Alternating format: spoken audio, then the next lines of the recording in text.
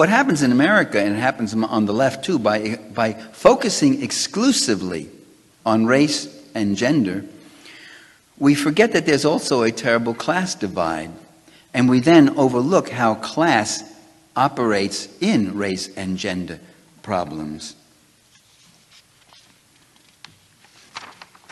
The growing morbidity differentials in the United States seem to be explained not only by looking at race and gender, but by looking at class. In fact, class is a more strategic factor regardless of race or gender. As the public health expert Vicente Navarro noted, a very fine writer on health policy, Vicente, he should write more. I don't say that about many people on the left, but do of him. Quote, many of the things that are assumed to be characteristic of blacks are in fact characteristic of low income. But the U.S. government collects data only on race and gender, while ignoring class.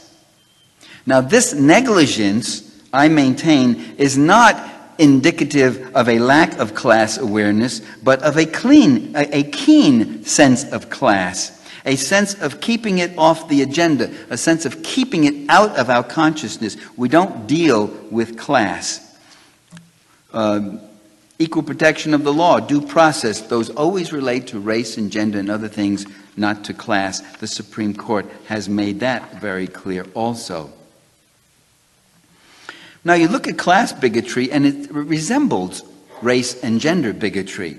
The lower classes were always seen as lazy, worthless, visceral, improvident, self-indulgent, morally depraved, criminally inclined, incapable of self-improvement, creatures of impulse and violence, self-victimizing. They were the authors of their own poverty.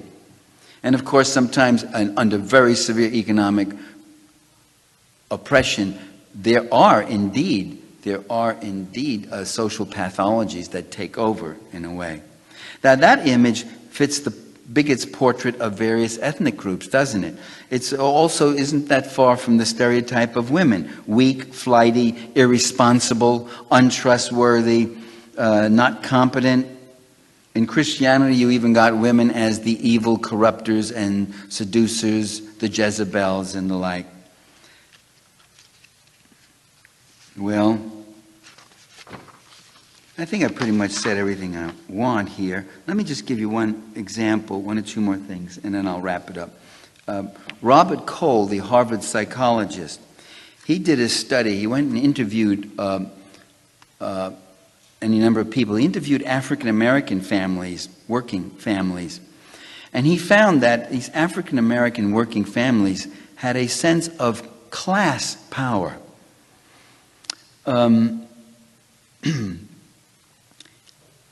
He found that his respondents would ask him if he also had interviewed, quote, the rich folks. So Robert Cole, being a good mainstream intellectual, liberal and all that, heard the rich folks, and of course, what did he understand? You can't be talking about class, you must mean race. He says, don't you mean the white folks instead of the rich? And they say, no, we mean the rich, the ones who decide how the poor folks live, they would say. One African-American lawyer, now this isn't the working class respondent, this guy was a lawyer, okay, but he's African-American. He says to Cole, if you want to know why black people live the way they do, you ought to talk not to the ordinary working class white people, because they're also victimized, but he suggested that Cole talk to the affluent and powerful people who own the farmlands and the factories. Here's a quote, they own everything and they decide what happens in this city and in all other cities, said this African-American lawyer. It gets even more interesting. Cole interviews white families, and they too begin to refer to the rich or the big shots with plenty of money and all the power they want. They didn't start with the usual thing about, oh, the blacks, they're on welfare, they're getting it all, and we're being neglected and all that. They talked about the rich.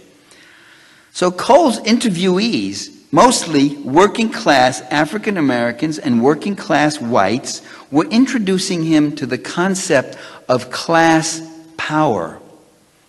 He was introducing him to the concept of class power. They were taking the famous Harvard professor to school about something that academics and intellectuals in this country have programmed out of their perceptions, even when it hits them right in the face, and that is class power. He was asking working class people questions, but he forgot to ask them about class and class power. In sum, we don't have a full understanding of the functional imperatives of racism and sexism unless we take into account the political economic context. And by the way, my book, The Class Struggle, also argues that there's a political economic context for understanding perception, understanding the dominant paradigm, and understanding culture. Culture is both a dynamic, the outcome of a power situation, and also an instrument of that power. So we should move from attitudinal analyses to institutional and systemic analyses. We should see how class power translates into social and cultural power.